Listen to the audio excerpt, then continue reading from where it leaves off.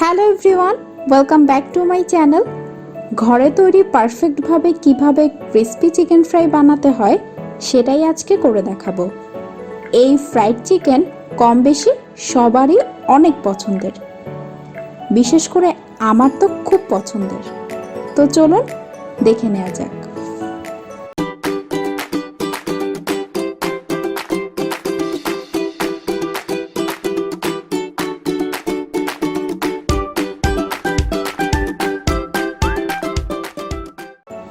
এখানে চিকেনটাকে আমি রেগুলার কাট করে নিয়েছি, আর চিকেনের মাঝখানে আমি হালকা করে কেটে দিয়েছি যাতে মশলাটা খুব ভালোভাবে ভেতরে ঢুকে। ম্যারিনেটের জন্য লাগবে হাফ কাপ পরিমাণ টক দই। দইটা আমি আগে থেকে ফেটিয়ে রেখেছি এবং পানিটা ঝরিয়ে রেখেছি। 1 চা চামচ আদা বাটা, 1 চা চামচ রসুন বাটা, গরম মশলার গুঁড়া নিয়েছি হাফ চা চামচ পরিমাণ, 1 চা চামচ লাল মরিচের গুঁড়া, 2টা টুকরো করা লেবু এবং পরিমাণ মতো লবণ। প্রথমে চিকেনের মধ্যে এক এক করে টক দই,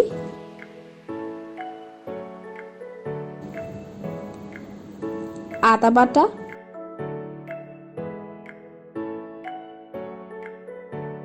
রসুন বাটা,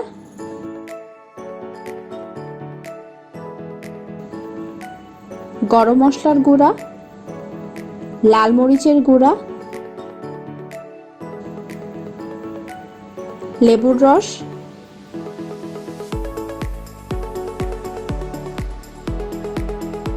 পরিমাণ মতো লবণ দিয়ে খুব ভালোভাবে মাখাতে হবে। খেয়াল রাখতে হবে চিকেনের গায়ে মশলাটা খুব ভালোভাবে যেন বসে যায়।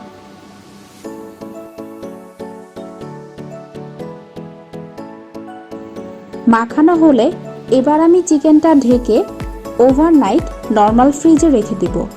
চেষ্টা করবেন আগে রাতে এভাবে ম্যারিনেট করে রেখে দিতে, তাতে ম্যারিনেশনটা খুব ভালো হয়।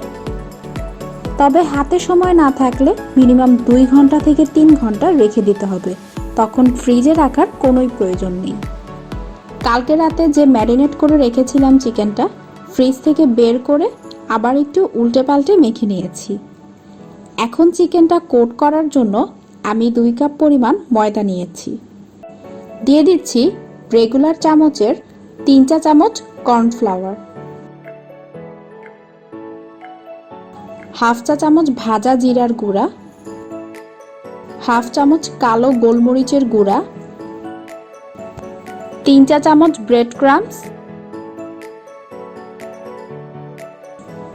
খুবই সামান্য পরিমাণ লাল মরিচের গুঁড়া দিয়ে ভালো করে মিক্স করে নিচ্ছি।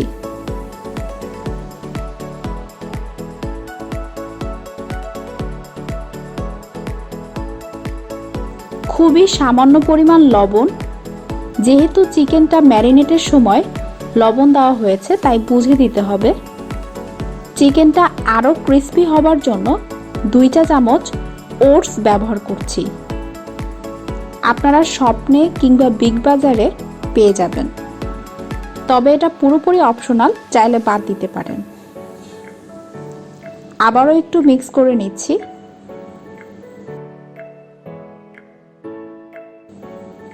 দুইটা ডিম ভেঙে নিলাম।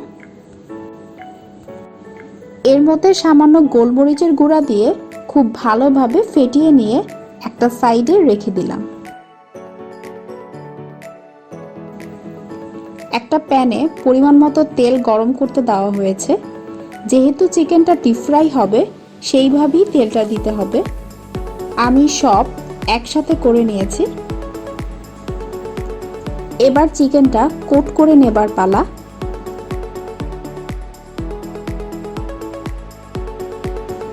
ঠিক এভাবে করে 2 পাশ হালকা ঝাঁকা দিয়ে কোট করতে হবে।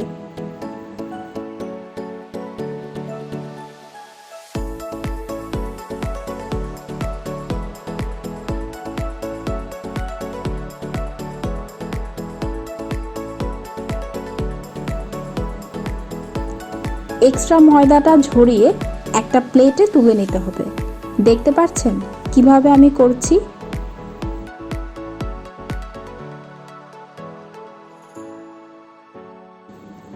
এভাবে একটা একটা করে সব চিকেনগুলো ময়দার কোট করে নিতে হবে। সব চিকেন ময়দায় কোট করা ডান। তেলটা ঠিকমতো গরম হয়েছে কিনা সেটা বুঝবেন একটা টুথপিক তেলে ধরবেন।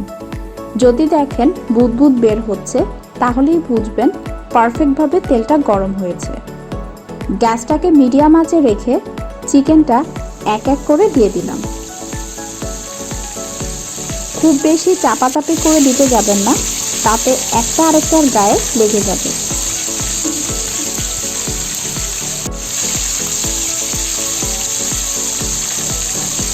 ঠিক 2 মিনিট পরে চিকেনটা উল্টে দিলাম। আমি কিন্তু এখনই প্রপারলিভাবে চিকেনটা কুক করব না।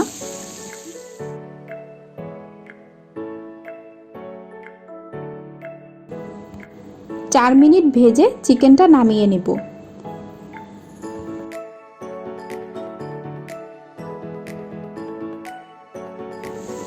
বাকি চিকেনের পিসগুলো দিলাম ভাজতে।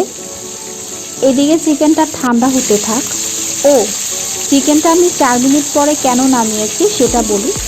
এতে করে চিকেনটা বাহির থেকে অনেক বেশি ক্রিস্পি হবে এবং ভেতরটা খুব জুসি হবে। আমার সবগুলো চিকেন ভাজা হয়ে গেছে। এবার একটা একটা করে চিকেন ডিমের গোলায় চুবিয়ে আবারও ময়দায় কোট করে নিতে হবে। এখন হালকা হাতে চেপে কোট করতে হবে। খুব বেশি জোরে চাপ দিতে যাবেন না, তাতে করে কোটিংটা নষ্ট হয়ে যাবে। এখন ওই একই তেলে চিকেনটা আবারও ফ্রাই করে নিচ্ছি।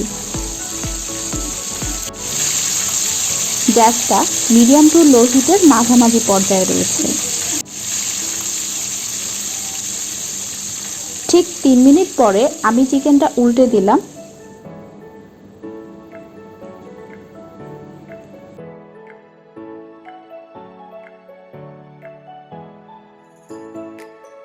চিকেনটা আর 2 মিনিট ফ্রাই করব, এরপর নামিয়ে নিব।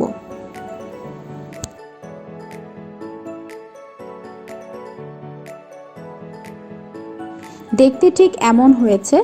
আমি একটু খেয়ে দেখাচ্ছি আপনাদেরকে। নিশ্চয়ই শব্দটা শুনেছেন। এটা কতটা যে ক্রিস্পি সেটা আপনারা বাসায় ট্রাই না করলে বুঝবেন না। ভেতরটা খুব জুসি। আশা করছি আপনারা বাসায় একবার হলেও ট্রাই করবেন। আজকের মতো এখানেই বিদায় নিচ্ছি। সবাইকে অসংখ্য ধন্যবাদ।